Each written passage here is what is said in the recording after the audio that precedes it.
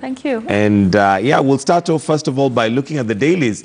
And we start off with the Standard, where counties new field for Ruto-Raila war. And this, of course, is after the opposition leader Raila Odinga was at the Kirinyaga governors conference. That was a few days ago. And he had a few things to say regarding what the deputy president had said. And this was in respect to the 21 billion shillings of the Kerio Valley Development Authority issue that has been going on. But there was a rebuttal from the deputy president coming in and also saying that he has a right to do his work.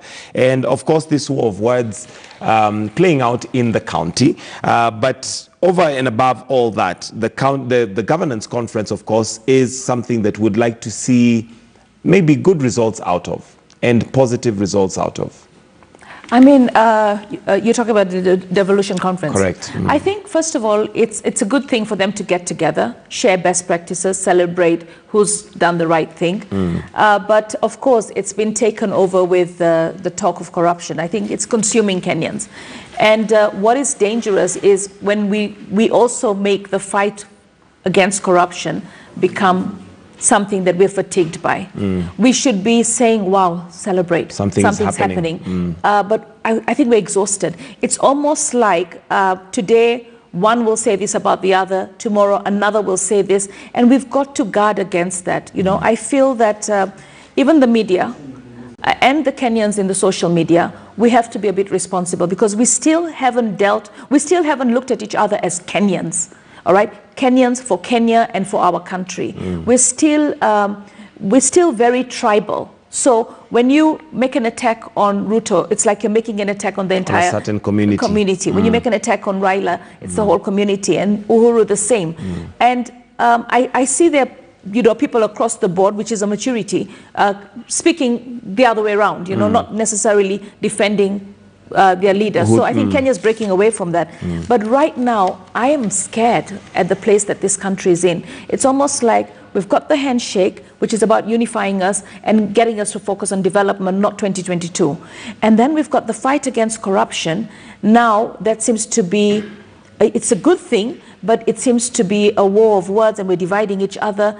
We're losing. The devolution conference was about devolution. It was about how we've progressed, what have we achieved, what are we planning as a whole, as a structure, and celebrating successes. But I haven't seen that much. It's purely just war of words. And it's dangerous. It's dangerous because we're lost. It's like the two bulls are fighting, and the Kenyan population is the grass. I don't want to read the newspapers anymore. I don't want to watch the news anymore because it's depressing. Yes, to see all that. And we don't know anymore what the truth is. I think Kenyans, it's like we're caught in this war up here and we don't know what the truth is. We don't know what the truth is. Even the departments of integrity like the DCI, the DPP, they're also in that. The judiciary, we've had a few weeks ago, we had the judiciary under attack.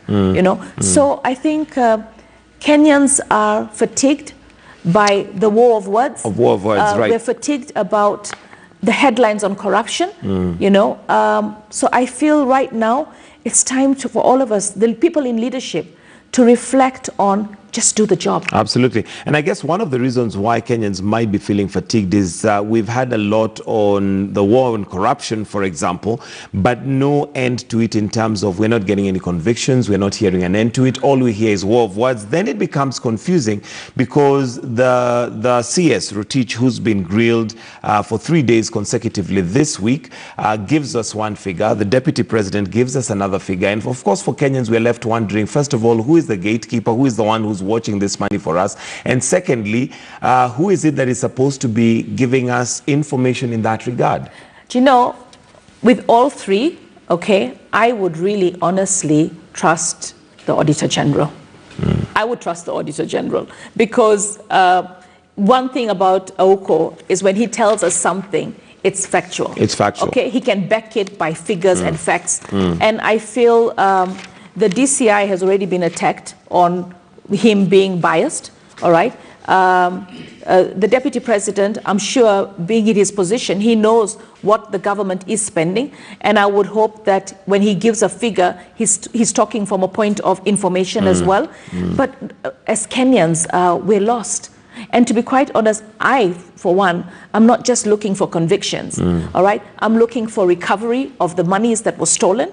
I'm looking for stopping these loopholes. I think we need to look at IFMIS. We really need to look at IFMIS. Oh yes, and I think there was a report by the Auditor General that IFMIS actually might be one of the things that is helping counties literally for pilfering money. Look, it's IFMIS. You cannot steal the level of money that's being stolen without the top knowing. Correct. You cannot. So the buck stops and starts with the president, okay, and his deputy.